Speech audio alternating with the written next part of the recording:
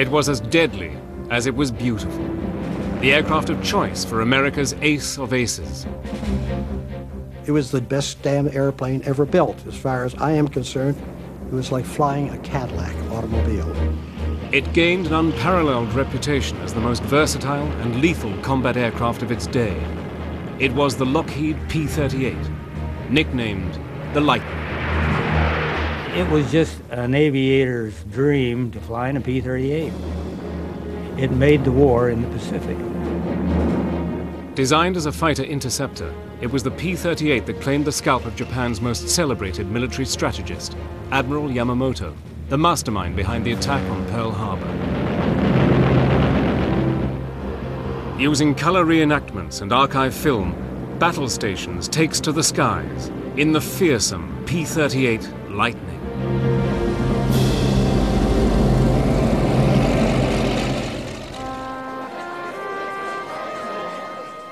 As the Wall Street crash of 1929 plunged the US into the Great Depression, its effects were felt worldwide.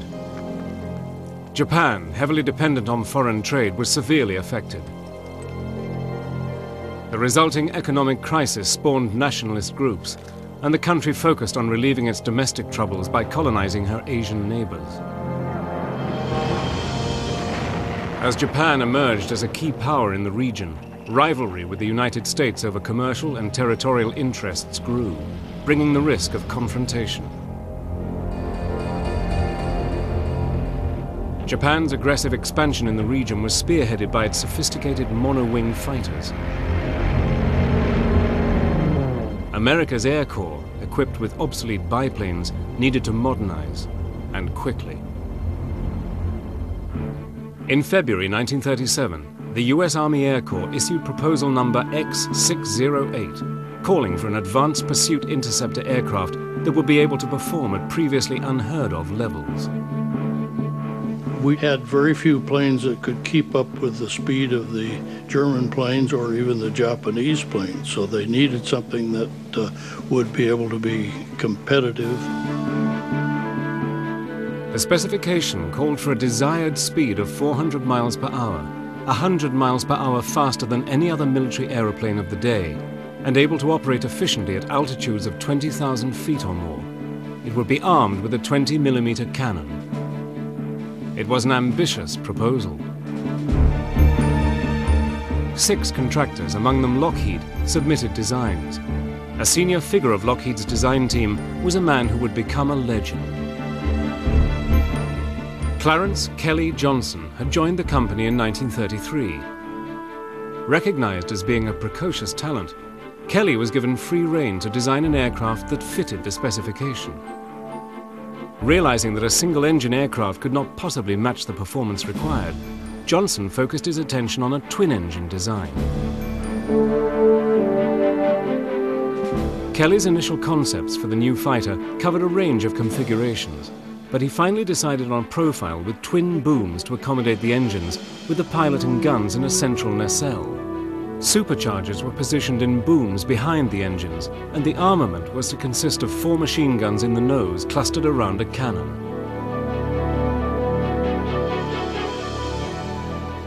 It's really a beautiful looking machine. Very impressive, couple of big engines, lots of firepower, all of it in the nose, which would be very impressive if you're on the wrong end of it.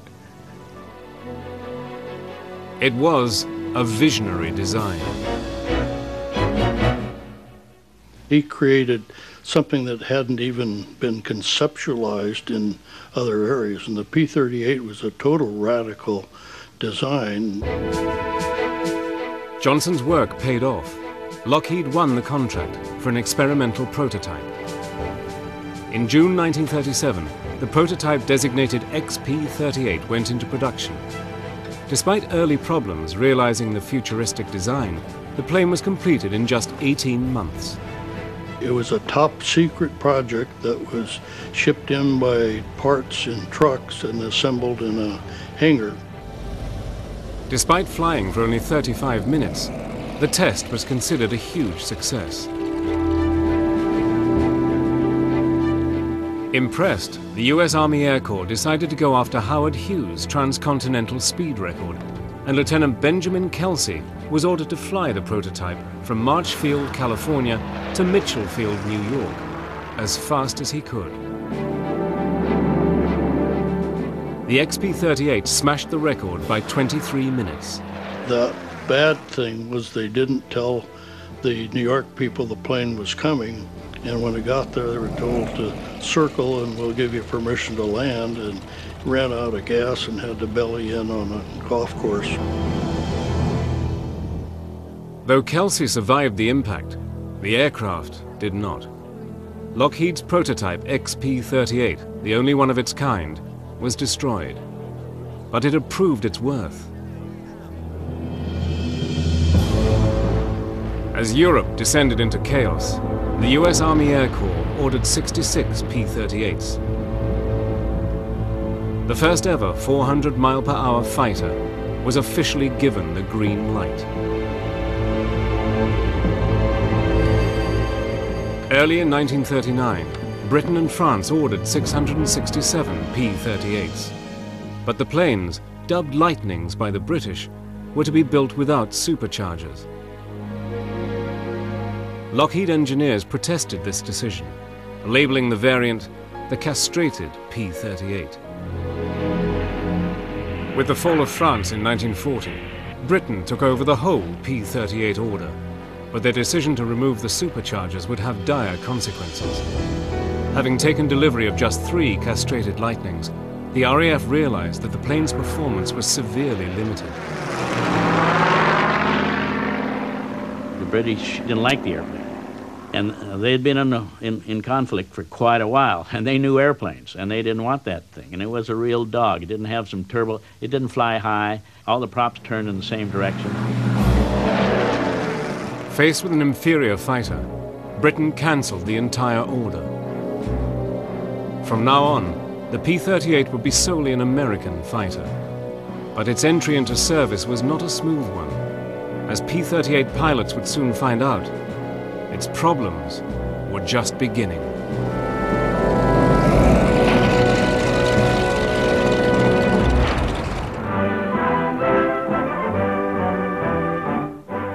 As America's new P-38s rolled off the production line, serious problems began to emerge.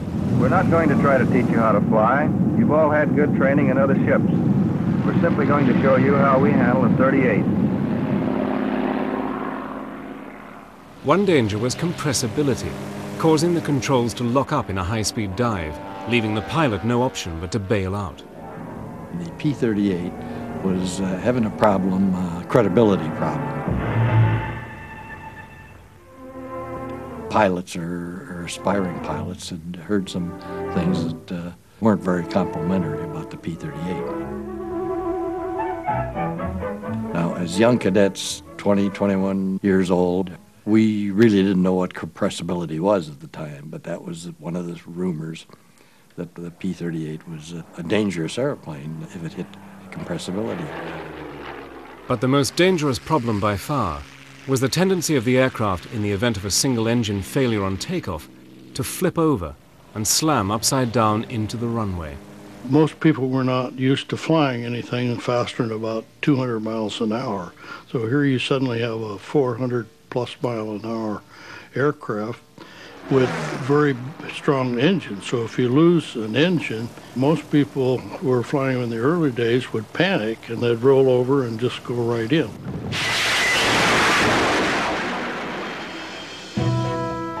Modifications to the P-38s followed. The plane's Allison engines underwent a structural redesign, and outward-turning props were added to reduce the effects of torque. These modifications would make the plane more stable during flight. And in an effort to combat the P-38's image problems, Tony LeVere, Lockheed's chief test pilot, was drafted in to help. They had some bad rumors out about the aircraft wasn't a safe airplane to fly and so forth. And Tony come by and give us a demonstration of the P-38.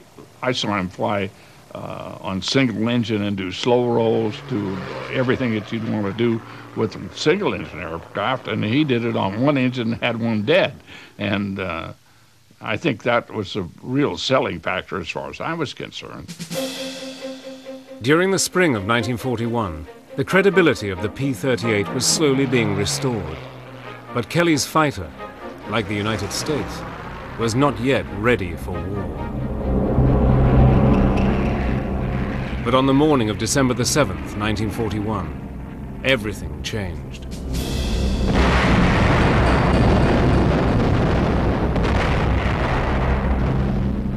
In the days following the attack on Pearl Harbor, the Japanese, guided by Admiral Yamamoto, scored a series of crushing victories in the Pacific. The Pacific Fleet had been all but destroyed, and MacArthur's army in the Philippines began its ill-fated retreat. By capturing Wake Island, Dutch New Guinea, and the strategic port of Rabaul, Japan gained the upper hand across the Pacific. Reeling from this series of body blows, America prepared to send its aircraft to war. In accordance with the Allied Europe First strategy, the US sent its older P-39s to the Pacific and its new P-38s to Britain. We who went to the Southwest Pacific, any place in the Pacific, we were just sent there more or less as a holding detail to try to stem the flow and hold on to what we had and keep the Japs from capturing any more. But the Lightning's performance in Europe fell short of expectations. Operating at altitudes of around 15,000 feet, far lower than it had been designed for, the large twin-engined Lightning proved to be considerably less maneuverable than smaller Axis aircraft like the ME-109. But the P-38's devastating firepower often compensated for its lack of maneuverability at low altitude.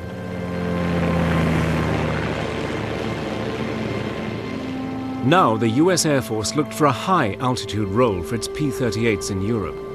They soon found one. 99 P-38s were modified for photo reconnaissance missions. One of the main things you need is stability, and if your camera is wobbling, you're not going to get a good picture, and the P-38 was so smooth and quiet, there was no drift caused by the torque of the propellers, and because it was such a stable aircraft, you could get more accurate maps. But flown without fighter escort, these missions could be extremely dangerous. We had cameras instead of guns, but we also didn't have as much armor plating on our planes. The theory was to cut down the weight to increase our speed, so we were probably close to 2,000 pounds lighter than the fighter version of the same aircraft. We lost a lot of guys. We had a 70% casualty rate, but nobody ever considered we were doing anything brave because you're only taking pictures out there. But on the other side of the world, P-38s would face even greater dangers. In the desperate days of early 1942, one aircraft dominated the skies of the Pacific.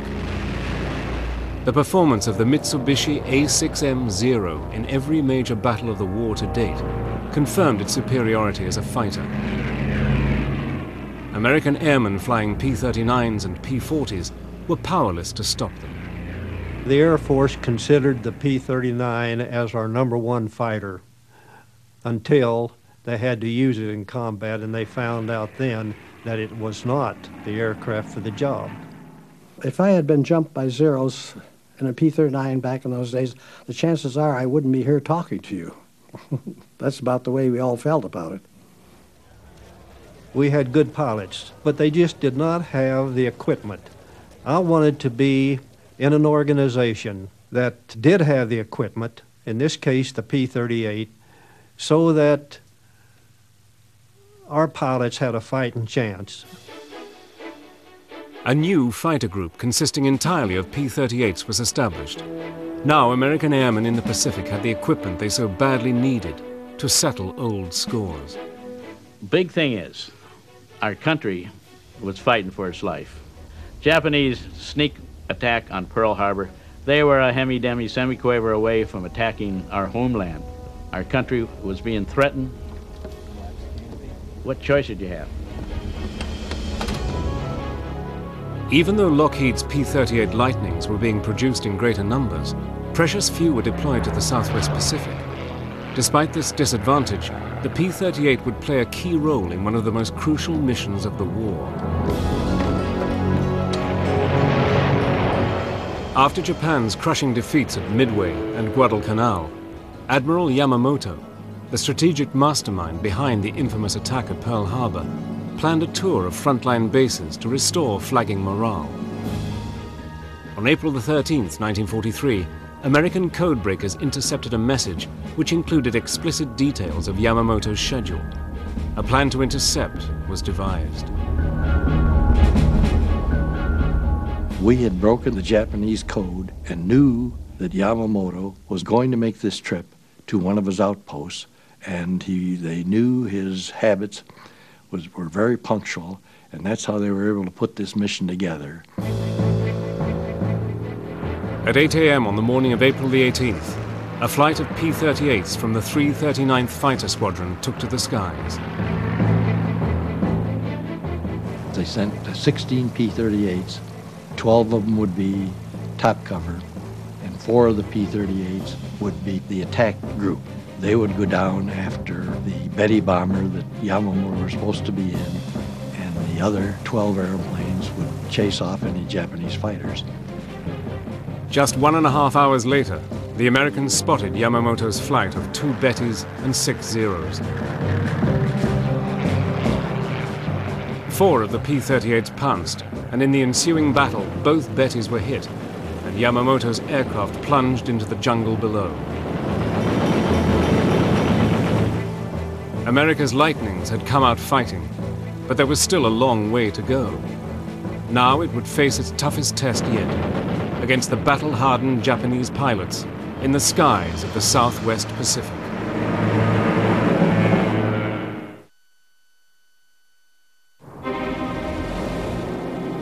With the death of Japan's leading admiral, America launched an all-out offensive against Japanese air power in the South Pacific.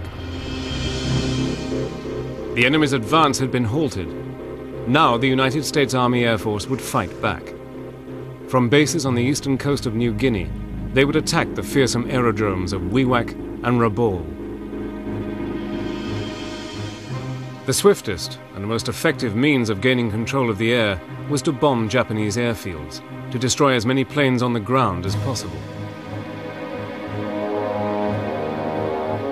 Such daylight strikes could only be accomplished with a fighter escort, and the only plane in the Allied arsenal with the range to escort the bombers was the P-38. For many of the pilots of the newly established 475th Fighter Group in New Guinea, it would be their first taste of combat. This was kind of stupid, but at that age, we were actually looking forward to getting into combat and utilizing the training that we had been working on for some time. Intelligence photos provided by P-38 reconnaissance aircraft pinpointed the targets. We had a 5th Air Force a briefing where the command would get up and brief the desires and give us a plan, and it was to send the B-25s in low with P-38 cover and destroy the targets. We flew a long distance over water before we hit a target. We were probably 200 miles away from a target before we climbed to altitude, whatever our bombing altitude was.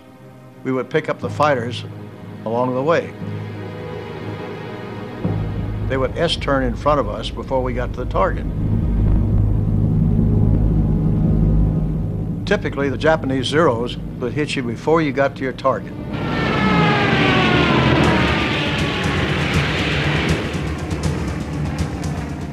You may see 50, 100 fighters swarming up from below in every direction. You know, they're all climbing, they're headed for the bombers. That's what they want. They got to keep those bombers out of there. And of course, our job is to get in there and swarm with them and keep them off the bombers.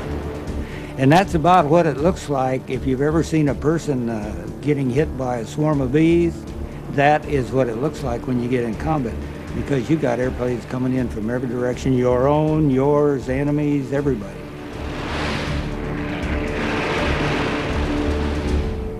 Anybody that's had been in aerial combat and says, well, it doesn't bother them and they're not afraid, are first-class liars.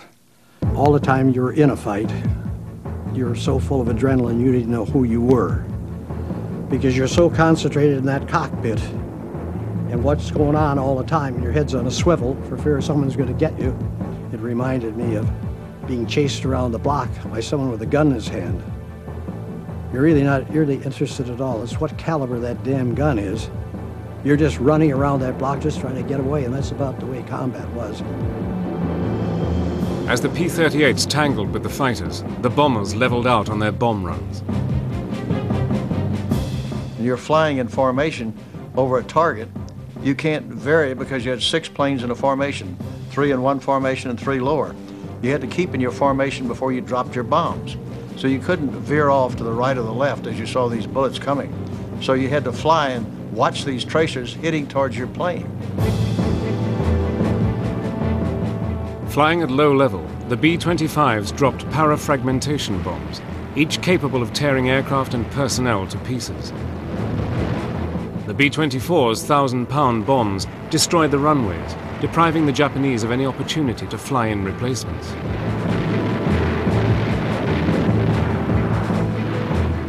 But it wasn't just the bombers who did the damage. As you're out there, everybody's yelling at you, Jake, that's mine. Each guy was trying to pick off a plane of his own. And I got behind one. The first time I fired those guns, it just about blew that plane right off the map of the world. It just practically exploded as it went over the top of me. Parts were flying all over the place. When the P-38s would fire all their machine guns, they hit a Japanese Zero, the Zero generally blew up in flames. That was the end of it. I was just amazed. It just tore holes all the way up there, and when it hit the wing flew off, the engine and all. And of course, he rolled over and went in. That was close enough that I realized that 20 millimeter in that nose was so destructive. Throughout August 1943, pilots of the 475th Fighter Group flew hundreds of sorties to Wewak, destroying 41 enemy aircraft for the loss of only 3 Lightnings.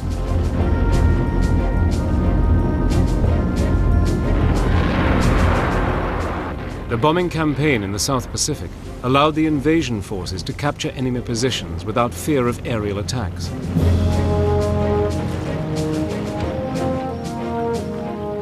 As the Japanese retreated, the US Army Air Force advanced, occupying the bases that they had so mercilessly bombed. It might take them 3 or 4 days to get it cleaned out an area to where we could get in after we'd blown everything to pieces. The engineers went in and laid down a runway that we could use. They'd go in there and have a base cleaned out and a strip put in, and in a couple of weeks, it was unreal. There was a bulldozing off of aircraft that were laying all over the place. And when we went into Alandia, man, there were piles 50 feet high of Japanese aircraft that they just bulldozed into a pile. Everything was destroyed. Of course, we lived in tents. Everything was a tent. I mean, the mess hall was a tent, your quarters were a tent, your ops office was a tent. Everything was rolled up and packed. Despite the difficult conditions, there was no respite for the pilots. Operating from these forward bases, the P-38 squadrons were in the vanguard of the advance in the Pacific. Even with the experience of the pilots, combat missions over enemy-held territory carried with them enormous risks. You got to be off your rocker to want to be a fighter pilot, because it's like these little Dodgem cars you see in these carnivals all, where people are chasing around these Dodgems and they're bumping into each other. Only visualize yourself sitting on top of a 55-gallon drum of gasoline, chasing it around in, like Dodgems, and firing incendiary bullets at each other, imagining what's going to happen. You've got to be nuts. There's 2 things a fighter pilot dreads the most. Losing an engine on takeoff, when you got a full load, maybe carrying a couple of 1,000-pound bombs. And the other one is every pilot's nightmare is a mid-air collision. I just happened to look off to my left, and my God, here's a P-38 staring me in the face, right there, staring me in the face. So I just shoved everything forward. As I did, I got hit. It was like being hit by a Mack truck. And the plane started flipping all over the sky, doing all kind of crazy stuff. So the first thing, of course, I try to do is get out of this airplane. I've got the windows rolled down. I'm going to get out. Now I forgot I got the oxygen mask on. I still got the earphones hooked on. And the meantime, the plane is flopping around, not doing too well. We were always told, don't jump out. Because if we do, and that stabilizer, horizontal stabilizer back there hits you, it'll break your neck or break your back and you're dead. So the objective was to try to get out on a wing and slide down a wing so you'd slide underneath that stabilizer. So I finally worked my way down, get onto the wing. Down I went, pulled the ripcord, and bingo, opens the chute. It no sooner opened than here come two Jap fighters after me. They're coming in, strafing. Tracer goes right by. Why they didn't hit me, I don't know. And the two of them went right on by me. I got to reach out and grab them. And I thought, this is no good. This is ridiculous to stand here. That's a terrible feeling to hang in a chute and seeing somebody like that coming in. So I climbed the shroud lines to dump the chute, which I did. I dumped it. Got the hell out of there. Down I go. Next thing I know, I'm almost on top of the tree, so I let go of the chute again, and thank God it opened. Boom. She opened up again, and just as she opened up, I hit the trees. I remember just trying to kick my legs up underneath me.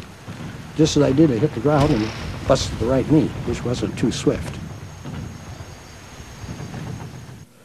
I was behind Jap lines, and I thought, oh boy, I could hear the fighting going on. Fighting against the Japanese in the South Pacific, if you went down, your chances of returning to base was almost nil. They just didn't get back over there. Defying the odds, Lieutenant Jake Jekyll survived, and after 10 days in the jungle behind enemy lines, was eventually picked up by a Navy PBY Catalina.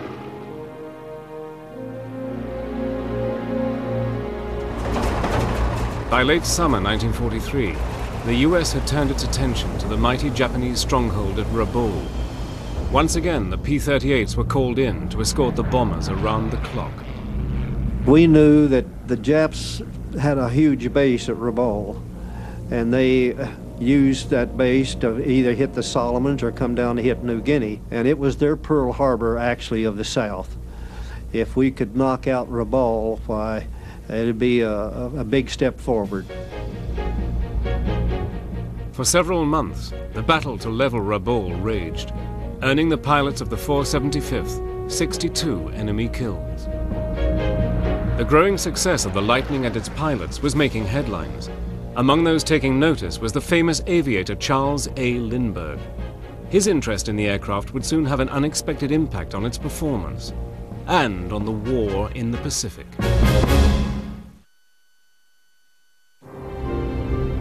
The P-38's formidable drive up through New Guinea had attracted the attention of America's lone eagle, Charles Augustus Lindbergh.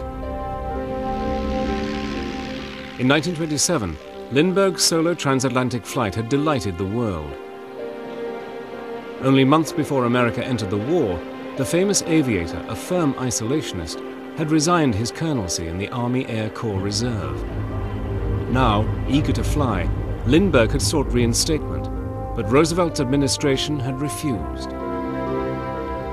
In June 1944, without the knowledge of the White House, Lindbergh visited the 475th Fighter Group. He was curious to find out more about America's only twin-engine fighter, an aircraft he had never flown. He was a consultant to design a twin-engine fighter for the Navy. And he was always asking questions, what do you like about a twin-engine fighter? What kind of armament do you like, you know? What range do you think it off?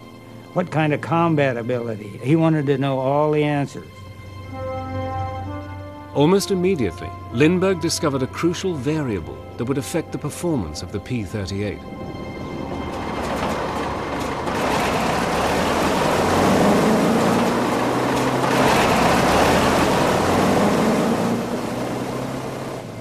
Flying at the very limits of their range, the P-38s needed to be airborne and in formation as quickly as possible. With very small margins for error, wasted fuel could claim lives.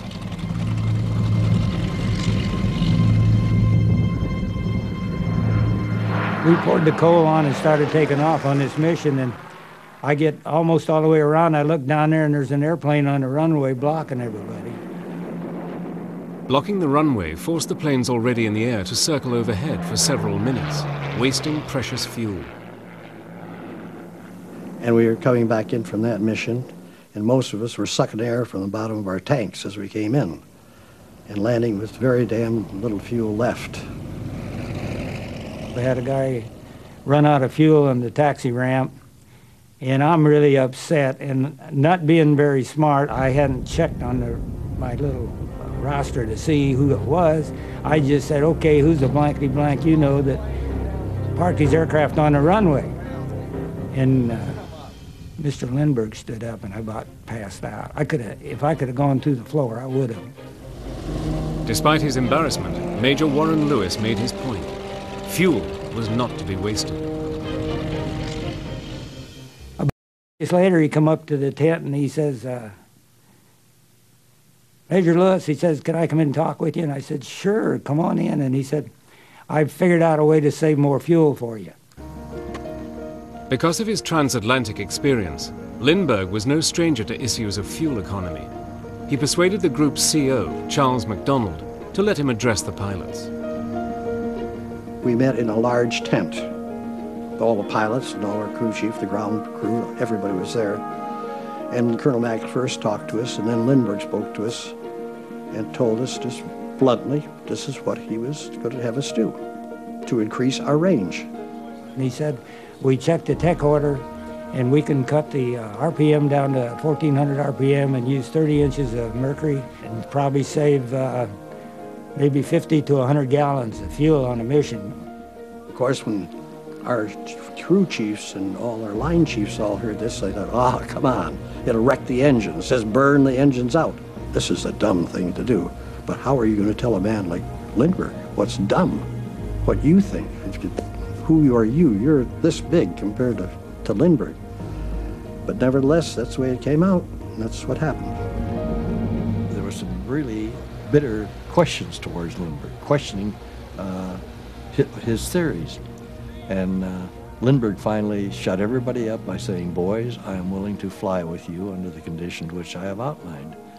And it was as simple as that. You can't fault somebody that is willing to go on the mission. He's not telling you what to do and then won't go with you.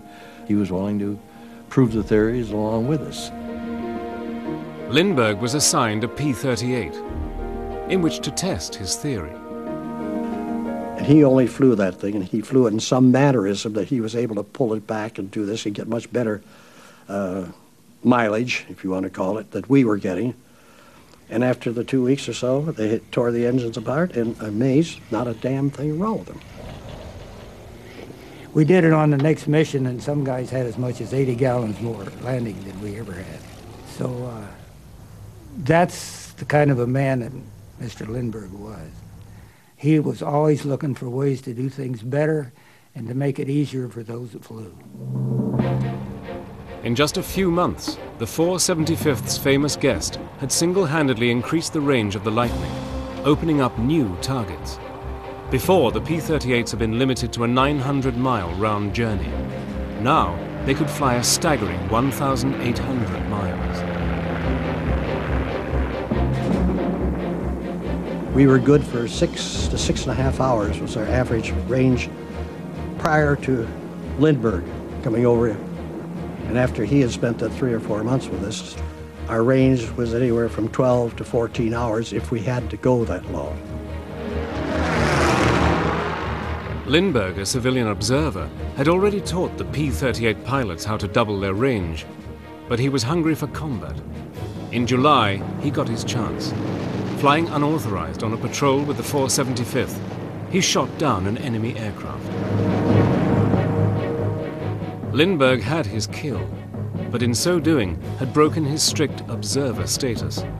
Fearful that the high-profile civilian would be killed in combat, a public relations disaster, the government immediately recalled him. Lindbergh's war was over, but his contribution was not.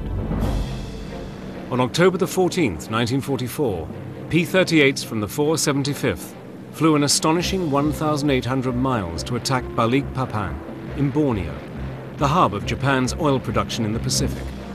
The long-range attack, made possible by Lindbergh's settings, stunned the Japanese, tipping the balance of power like nothing before.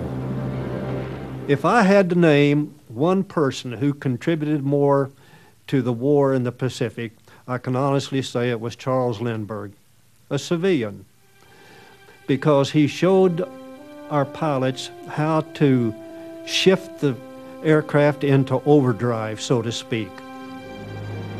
Now the P-38, with its unrivaled range, prepared for the final assault on the Philippines.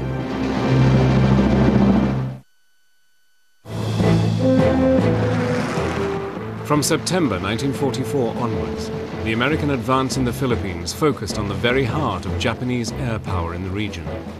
P-38s, using settings outlined by Lindbergh, had become the first long-range fighters to penetrate Philippine airspace since the US withdrawal in 1942. Now they would be deployed against Leyte. Leyte was to be the anvil, wrote MacArthur, against which I hope to hammer the Japanese into submission. Having fought their way up through New Guinea, the P-38 pilots had become one of the most skilled fighting units of the war. The Zero gained a wonderful reputation at the beginning of the war. And that was partly our fault because we were using World War I tactics. In other words, we were dogfighting. The idea of the so-called dogfight stuff that went on in World War I, of one plane against the other plane, was a no-no as far as we were concerned. And fellows that broke out of the squadron after a Jap plane all by himself, usually he caught royal hell when we got back on the ground again, because that was not the idea. It was important that everybody knew that you weren't out to run up your own score. You were out there to work as a team. And that's one of the things, one of the big reasons in my judgment, in addition to superior equipment that we had over the Japanese, was our tactics. We tried to maintain 300 miles an hour and never tried to climb or turn with the Jap airplane, because they could out-climb and out-turn you. And so you went away from them and then turned around and come back and took another shot. And that discouraged the hell out of them. You have a very high airspeed. You made passes at them, and they were always the hunted, and we were the hunters. In the Philippines, Major Thomas B. Maguire scored the group's first kill of the campaign, his 25th of the war, making him the leading ace of the group. He was such a great shot. He didn't need a gun sight. He just aimed the airplane and shot people down. And he was probably the best, in my estimation, the best pilot that ever flew a P-38. Tommy was driven by a fierce, aggressive, strong attitude toward being a world's greatest fighter pilot. And he was going to make it no matter how he did it. And he was a great fighter pilot. This guy could shoot. But leading the charge in the Philippines was the group's CO, Major Charles MacDonald.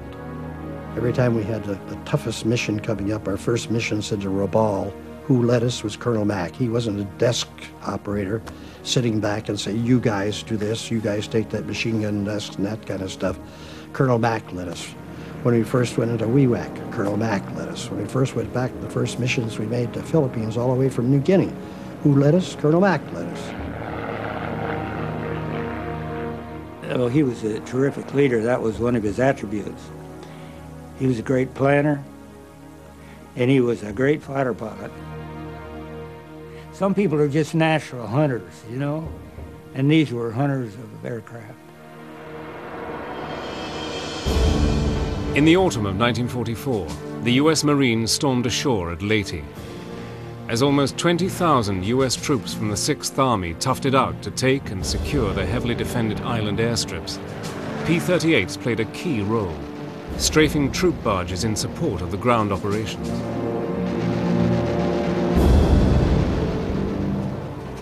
In the Philippines, the P-38 would claim more than 200 kills, bringing its total to approximately 550. With the help of the P-38, US forces had systematically halted and then reversed the Japanese advance in the South Pacific. We were at it every damn day, keeping the Japs from going into Australia, chasing them from Rabaul back and back and back and back into the Philippines. It was the Army Air Corps that was at it all the time. Without the P-38, I don't think we'd have been as lucky to push the Japs back as fast as we did. In fact, it's probably surprising to all, including General MacArthur, how well the 38 cleaned the clock of the Japanese over there. On December the 25th, 1944, MacArthur fulfilled his promise and returned to the Philippines. The P-38 had proved its worth in the Pacific. America's ace of aces, the highest scoring Army ace of the war with 40 kills to his name, was Dick Bong, a P-38 pilot. Tommy Maguire with 38 confirmed kills was second, and Major Charles MacDonald with 27 ensured that the P-38 would have its place in history as the most deadly fighter of the war. As final preparations were made for the invasion of the Japanese home islands, the P-38s remained at the heart of the Allied stranglehold on Japan herself. But in August, the US Army Air Force dropped its atomic bombs. Now, P-38 reconnaissance planes bore witness to the total destruction of the enemy. We were up at about 18,000 feet, and we could see it for probably 8-10 miles before it got there. And it was very interesting because we had done a lot of bomb damage assessment where normally you can tell the type of bombs that were used. It was sort of like, wow, that must have been one hell of a bomb. And it was something that left enough of an impact that it's forever burned in my memory. The awesome power unleashed by the US had ended Japan's resistance. World War II was over. During its 4 years of combat, the Lightning had grown from an undesirable contender into a reliable champion. In just 2 years, no less than 41 P-38 aces had been created, and the aircraft itself had destroyed more Japanese planes than any other US fighter. I think the 38 was responsible for winning the war in the Pacific almost. I mean, that's, a big statement, but it had an awful lot to do with it. Not only was it a good fighter, it was a good dive bomber, and they also had the F-4 and the F-5, which were the photo versions. It was a wonderful aircraft. As I like to say, saved my butt down there in World War II. The three leading aces in the theater flew P-38s, and I feel strongly that the P-38, the good Lord put that airplane over there, it was perfect for that mission.